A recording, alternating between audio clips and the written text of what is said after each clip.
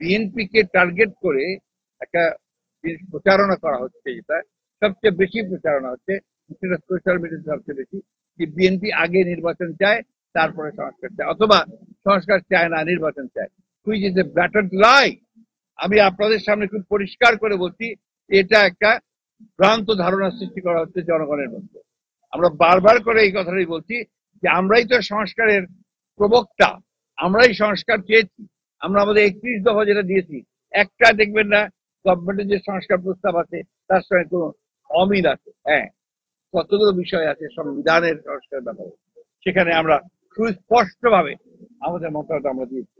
কতগুলো বিষয় আছে যেগুলো মীমাংসিত, সেই বিষয়গুলোতে আমরা হাত দিতে চাই না।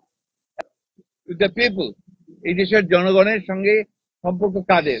রাজনৈতিক দলগুলো, তাই না? সেটা আপনি জামাত হোক, বিএনপি হোক, আওয়ামী লীগ হোক, জাতীয় পার্টি হোক, জাকের পার্টি হোক, আপনার ওই সিপিসি হোক, ছাত্রদের সংগঠন হচ্ছে, তারাই হোক, তাদের সম্পর্ক জনগণের সাথে। আর যারা এসছেন সংস্কারে, খুব জ্ঞানী মানুষ, পণ্ডিত লোক, বিশাল বিশাল ইউনিভার্সিটি থেকে ডিগ্রি করে এসছেন, তারা দিচ্ছে, তাদেরকে আমরা শ্রদ্ধা করি, সম্মানও করি। কিন্তু তারা যদি জনগণের বাইরে গিয়ে কিছু করেন, সরি টু সে, আমরা সেটাকে সমর্থন করতে পারবো না। জনগণ যেটা চাইবে আমরা সেটাই সমর্থন করবো। সংঘাতের প্রশ্নই নাই। এটা হচ্ছে আপনার গণতন্ত্রের বিউটি হচ্ছে আপনার যেটা ভিন্ন মত থাকবে। প্রত্যেকটা রাজনৈতিক দল যদি একই মত থাকে তাহলে একই হয়ে গেল।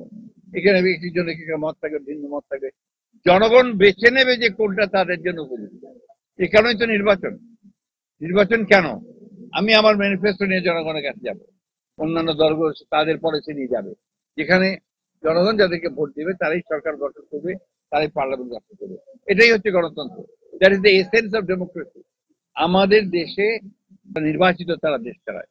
তো এই যে আমরা একটা ভীতির ভয়ে থাকি যে রাজনৈতিক দলগুলো স্বৈরাচার হয়ে ওঠে, স্বৈরাচার হয়ে উঠলে তো আওয়ামী লীগের মতো অবস্থা হয়, তাই না?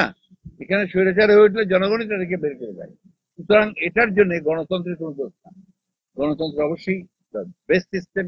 কেয়ারটেকার গভর্নমেন্ট, আমাদের দেশের যে কালচার, সেই কালচার অনুযায়ী আমাদের এখানে কেয়ারটেকার গভর্নমেন্ট সিস্টেমটা হচ্ছে বেস্ট সিস্টেম। তা না হলে এই আওয়ামী লীগের মতো স্বৈরাচার বা ফ্যাসিবাদের উত্থান হয়। আর আপনি যে কথাটা বলছেন, এটা আমরা কোনোদিনই আমাদের সময় সেই ধরনের কোনো উত্থান হয়নি, ফ্যাসিবাদের কোনো উত্থান হয়নি, কোনো কর্তৃত্ববাদের উত্থান হয়নি। রাষ্ট্র যখন চালায় একটা দল, রাষ্ট্র চালাতে গিয়ে তাকে কিছু কিছু কাজ করতে হয়, কিন্তু সবসময় জনপ্রিয় হয় তা না, পপুলিস্ট হবে তা হয় না। সেগুলো আপনার সেটা অনেক সময় জনপ্রিয় হতে পারে।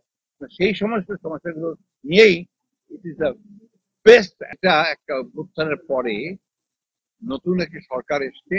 আপনারা জানেন যে পুলিশ প্রশাসন এর আগে পুরোপুরি আওয়ামী লীগের থামাধারা পুলিশ প্রশাসন ছিল।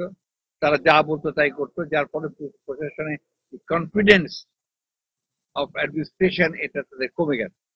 যার ফলে তাদের যে আপনার বিভিন্ন জায়গায় যে ব্যবস্থাগুলো নেওয়া দরকার, সেই ব্যবস্থাগুলো তারা সেভাবে নিতে পারছেন, যেটা তাদের নেওয়া উচিত।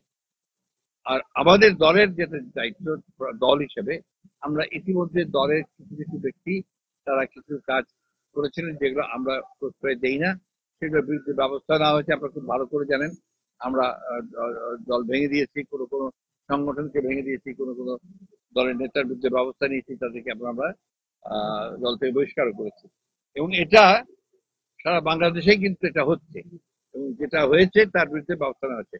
এটা এখন বর্তমানে কিন্তু এটা অনেক কমে এসেছে।